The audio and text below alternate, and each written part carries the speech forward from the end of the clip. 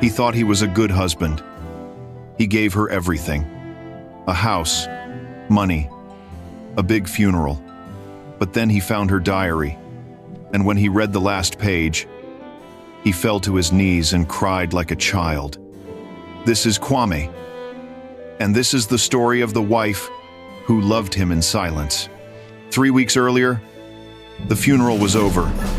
The last car drove away. The gate closed. Kwame stood alone in his expensive black suit, watching the dust settle. Everyone was gone. The pastor, the family, the neighbors who came for the free food. They all said, "You gave Amara a beautiful send-off. Kwame, you are a good man." And he believed them. He spent everything. The casket was imported. The flowers filled the church. The food could feed 2 villages. People would remember this funeral for years. But now, standing in his big, empty house, something felt wrong. The silence was too heavy. The house smelled like nothing, like death. He walked to their bedroom. Her clothes still hung in the wardrobe. Her perfume sat on the table. He touched her blue dress. His throat tightened, but he swallowed the pain. Men don't cry. That is what his father taught him. "I need to pack all of this," he whispered. "Life must continue." He pulled out boxes, old shoes, handbags, things she never used. Then one heavy shoebox slipped and hit the floor. The lid flew open. Inside were her old wedding shoes. White, dusty. But underneath them was something else. A small brown diary. Hidden. Kwame's hands shook. Why would Amara hide a diary from him? In 23 years of marriage, she never mentioned it. His stomach twisted. A cold feeling crept up his spine. The cover had no name, just brown leather and secrets. Do you think he should read it? Like if your heart is racing. His thumb touched the first page. And even though his body screamed, "Don't," he could not stop himself. Kwame sat on the edge of the bed. The diary felt heavy, heavier than it should be. He stared at the brown cover. Why did she hide this? What was inside? And why was his heart beating so fast? He thought about Amara, her smile, her quiet voice, the way she never complained, even when he came home late, even when he forgot her birthday. She would just say, "It's okay, Kwame. You are working hard for us." And he was. He worked every day, sometimes 2 jobs. He built the house. He bought the car. He paid for everything. That was his job, to provide, to be strong. He thought that was enough. But now, holding this diary, doubt entered his mind. He opened the first page slowly. The handwriting was small and neat. The ink was faded. At the top, a date, 20 years ago, the year they married. He began to read. January 15th. Today I married Kwame. He is a good man, hard-working, respectful. Everyone says I am lucky, but I wonder, will he ever see me? Not as a wife, but as Amara. Kwame stopped. His chest tightened. What did she mean? He always saw her. She was his wife. What more did she want? He turned the page. Kwame worked late again. I cooked his food and waited. The food got cold. He came home at midnight and went straight to bed. I wonder if he noticed I was awake. The words cut deep. He remembered those nights. He was tired, focused on making money. He thought she understood. He kept reading. Page after page. Amara sitting alone. Amara waiting. Always waiting. Birthdays forgotten. Dinners cold. Then he saw it. An entry from 5 years ago. The year he lost his job. The year he lied to everyone. Have you ever hidden the truth to protect someone? Subscribe now. His throat went dry. She knew. Somehow, Amara knew his biggest secret. Kwame's hands trembled as he stared at the page. 5 years ago. The worst year of his life. The year he lost his job at the bank. He remembered it like yesterday. His boss called him into the office. "We are letting you go, Kwame. Business is slow." Just like that.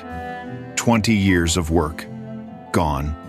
Kwame, gone.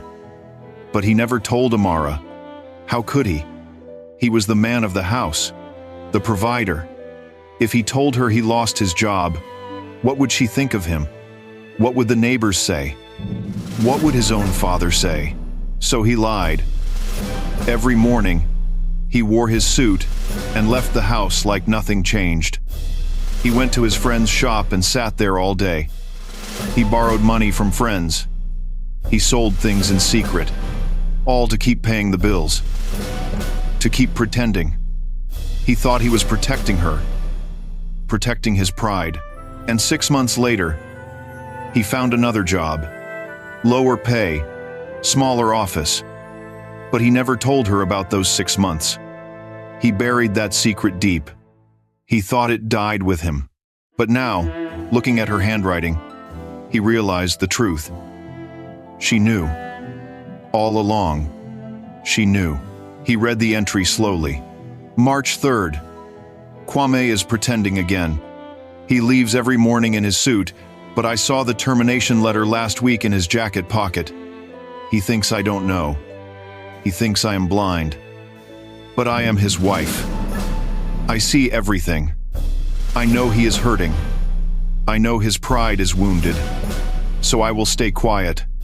I will let him be the man he needs to be. I will not shame him. I will just love him in silence. Kwame's vision blurred. Tears rolled down his face. She knew, and she said nothing. She let him lie.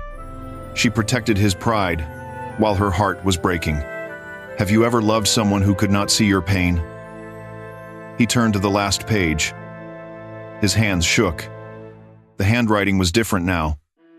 Weak, shaky, written just before she died. Kwame wiped his eyes. But the tears kept coming. He could not stop now. He had to know. He had to see what else Amara wrote. What else she hid from him. What else he was too blind to see. He flipped through the pages quickly. More entries about lonely nights. More birthdays she celebrated alone. More anniversaries he forgot. Every page was a knife in his chest. Every word was proof that he failed her. Not as a provider, but as a husband, as a companion, as a man who should have seen his wife's pain. Then he reached the final pages. The handwriting changed. It was no longer neat and careful. It was shaky, weak, like her hand could barely hold the pen. These were the last words she wrote.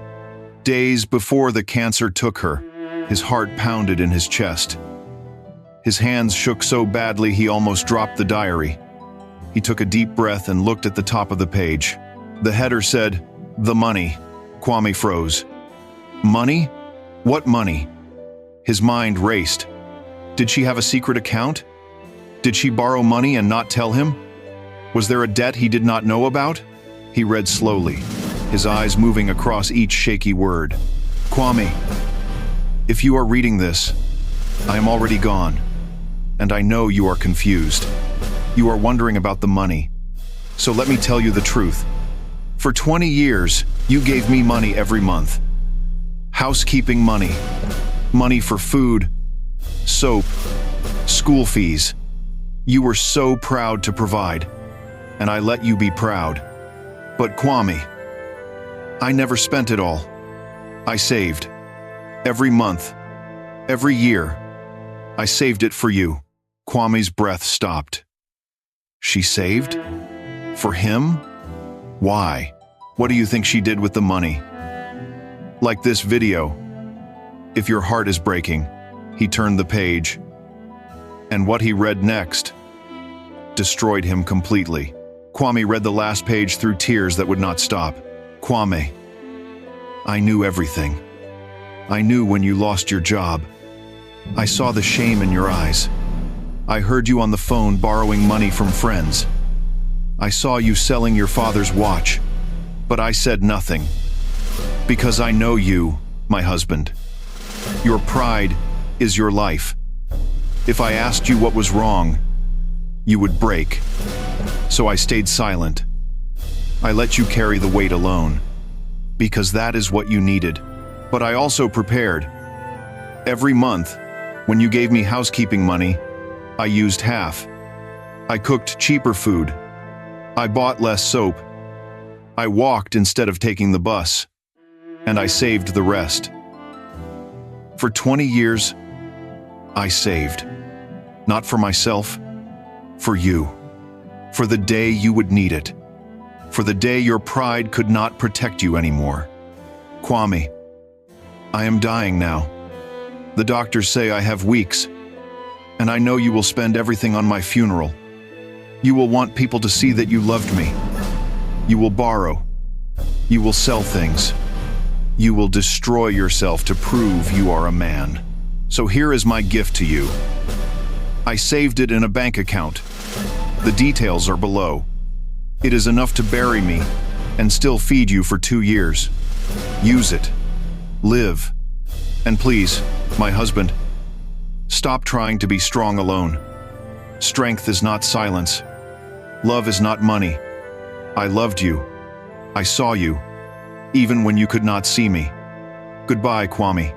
Kwame collapsed on the floor, holding the diary to his chest. He cried like a child, because Amara gave him everything. Not a big house, not expensive things, but a love he never deserved. A love he was too blind to see. Love is not what you provide. Love is who you are. Share this if someone needs to hear it. The man who thought he was strong learned the truth too late. The woman who loved in silence was gone. Subscribe. Love speaks softly, but it lasts.